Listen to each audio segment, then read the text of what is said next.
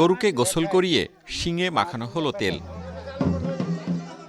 পরে রুটি, পিঠা ও ধানের শীষের মালা গলায় বেঁধে সিঁদুর রঙে রাঙানো হয়। প্রদীপ জ্বালিয়ে ধূপ ও সিঁদুর দিয়ে বরণডালাই করা হয় বরণ। এরপর হয় গড়িয়া পূজা। এই রীতিকে বলে সহরাই। রাজশাহীর গোদাগাড়ী উপজেলার কাদমা মুরারিপুর গ্রামে গত ৩ দিন ধরে চলছে এ উৎসব। বাংলার বৃহত্তম আদিবাসী সম্প্রদায় সাঁওতালদের প্রধান উৎসব সহরাই। এটি কৃষি উৎসব বা গৃহপালিত পশুর মঙ্গল কামনা ও কৃষিকাজ সুচারুভাবে সম্পন্নের জন্য শক্তির বন্দনা।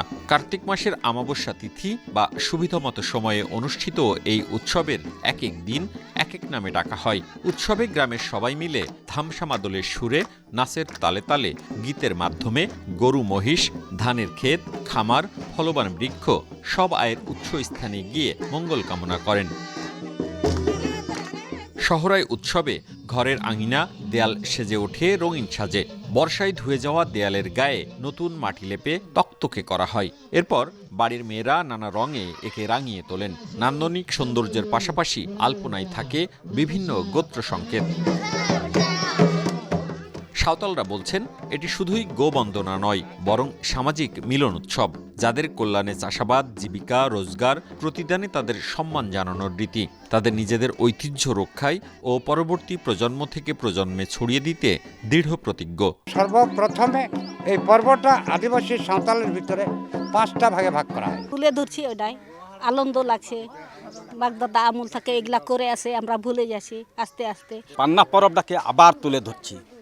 আমাদের আদিবাসীর মধ্যে একটা হারানো জিনিস না। আমাদের জাতীয়তাকে টিকিয়ে যদি রাখতে হয়, তাহলে আমাদের যে সংস্কৃতি, যে ঐতিহ্য আছে, সেই ঐতিহ্যকে অবশ্যই আমাদেরকে ধরে রাখতে হবে বা টিকিয়ে রাখতে হবে। আজকের দিনটাতে খুঁটো হচ্ছে এটাকে ঘিরে এই যে গরু কিংবা তাদের যে ফল ফুলাদি যেন আগামী বছর ভালো হয়, সমস্ত মানুষ যেন ভালো থাকে, সমস্ত গাছপালা যেন ভালো থাকে, সবকে নিয়ে আগামী বছর যেন আবার নতুনভাবে এটা করতে পারে, সেই উদ্দেশ্যেই তারা আসলে এটা করছে।